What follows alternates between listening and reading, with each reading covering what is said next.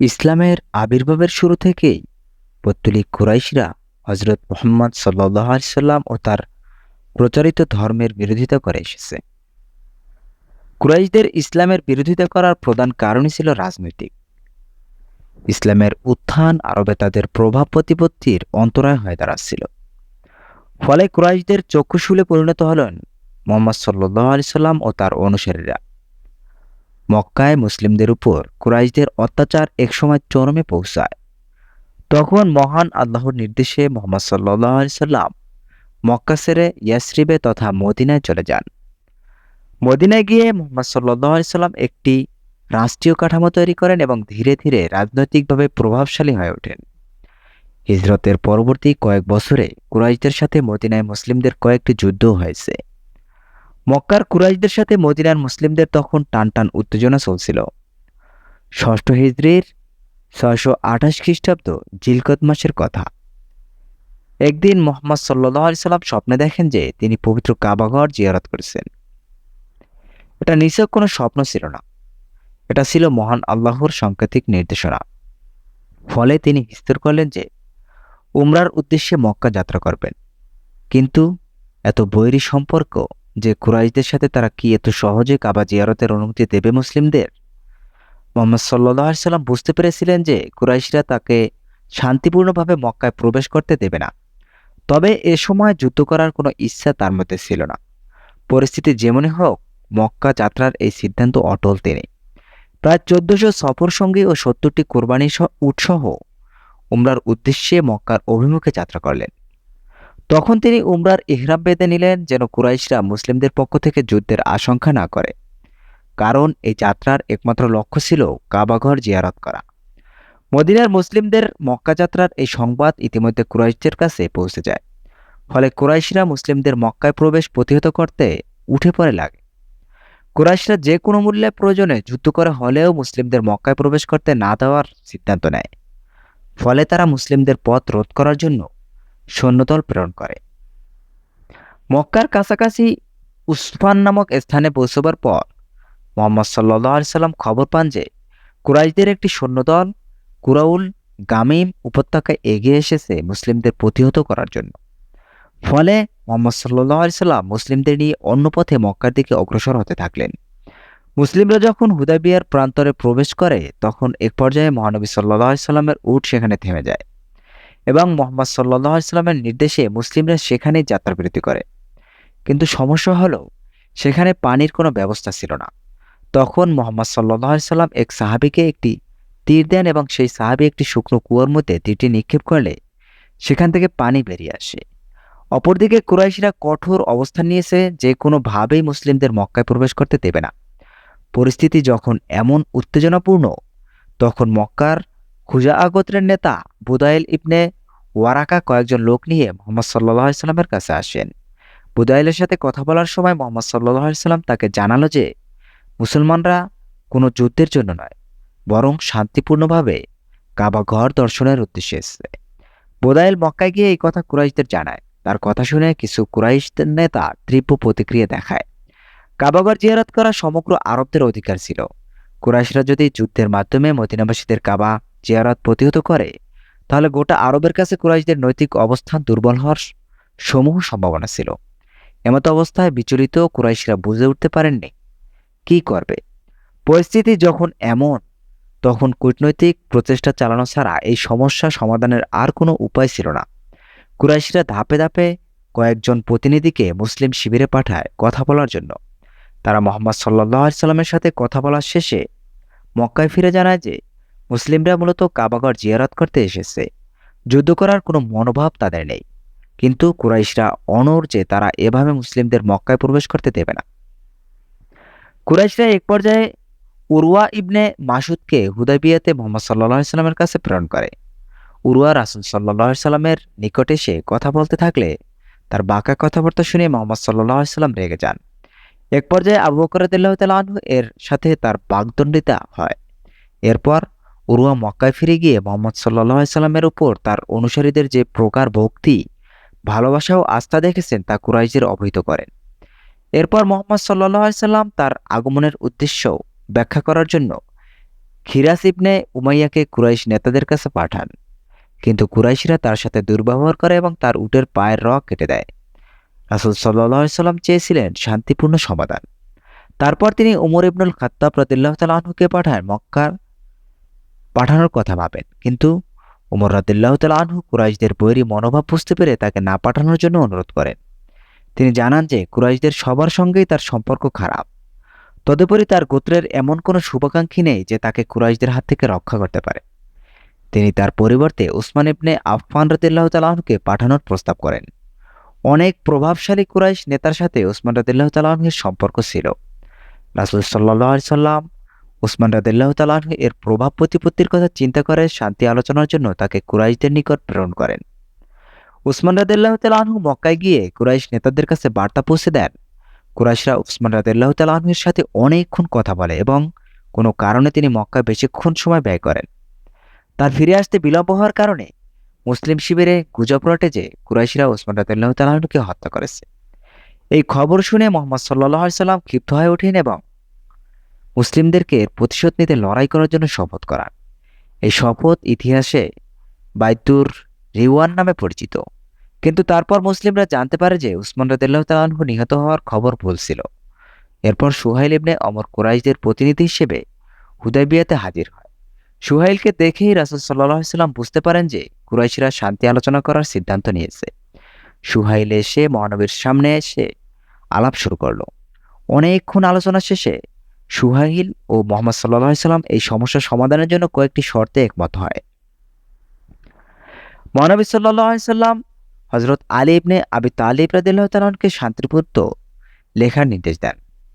তিনি আলী রাদিয়াল্লাহু তাআলা আনহুকে বলেন, লেখো বিসমিল্লাহির রহমানির রহিম, এবং সাথে সাথেই আলী রাদিয়াল্লাহু তাআলা আনহু তা লিখলেন।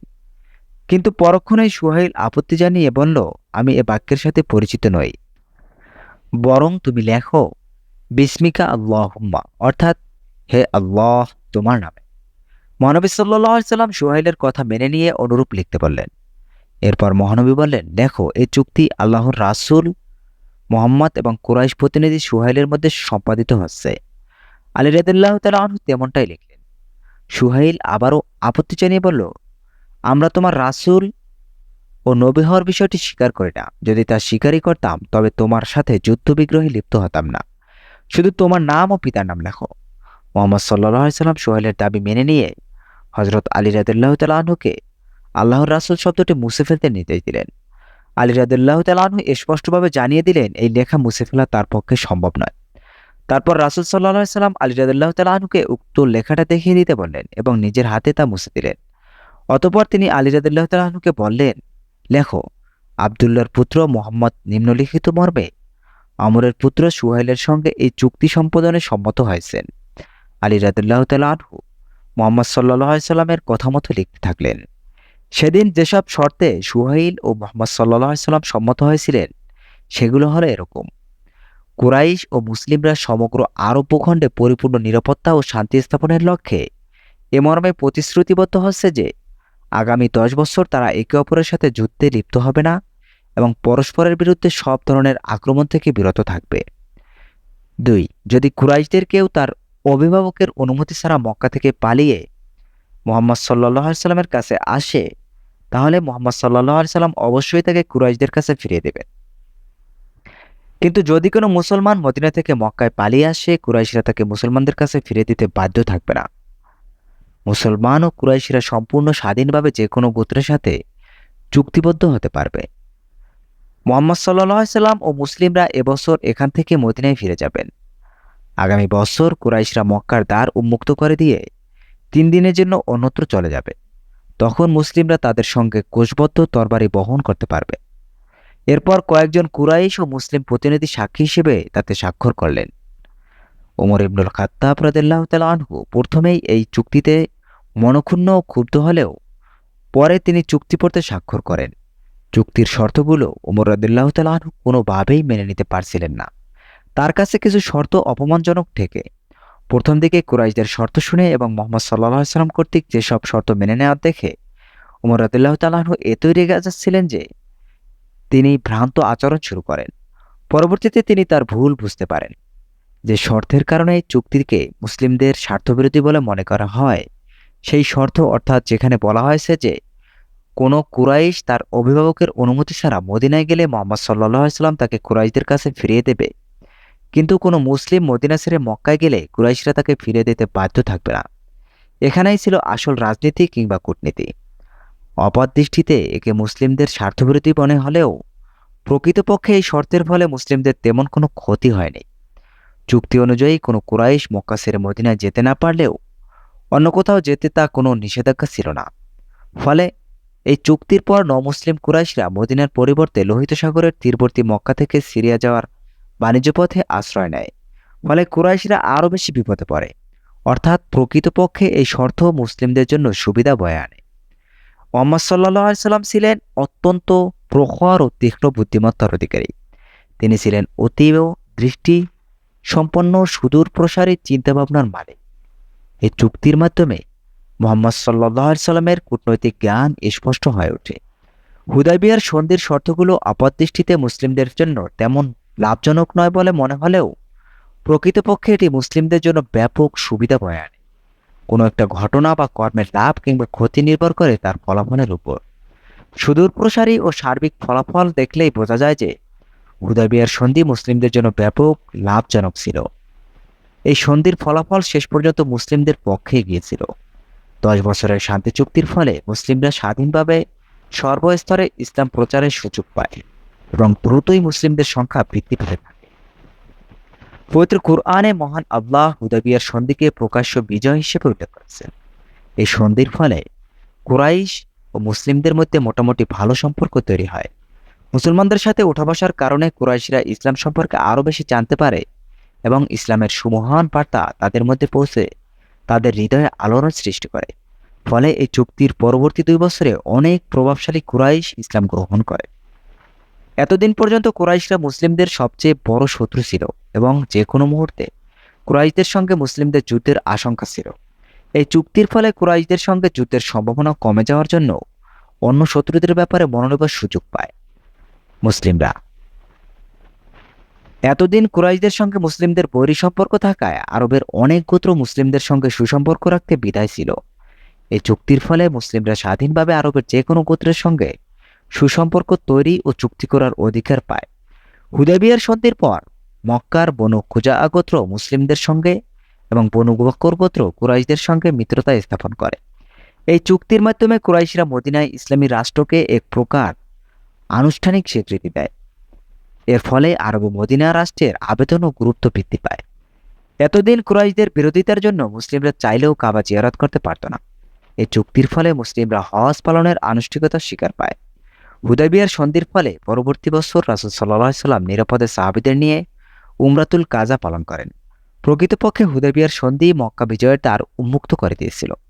হুদায়বিয়ার সন্ধি কুরাইশ তথা আরবদের উপর এতটাই প্রভাব ফেলেছিল যে এরপর তেমন কোনো প্রতিরোধ ছাড়াই মুসলিমরা মক্কা বিজয় করতে সক্ষম হয়।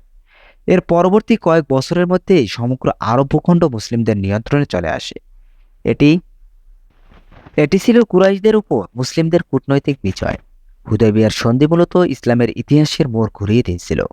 এই সন্ধির পর সমগ্র আরব ভূখণ্ড এক নতুন রূপ ধারণ করে। এই শান্তিপূর্ণ আরব যে রূপ এর আগে আরবরা বহুদিন ধরে দেখেনি, এই আরবের সাথে আগের আরবের মিল নেই। হুদায়বিয়ার সন্ধি ছিল শান্তির মহান দূত মুহাম্মদ সাল্লাল্লাহু আলাইহি সাল্লামের পক্ষ থেকে আরবদের জন্য শান্তির এক সুমহান বার্তা।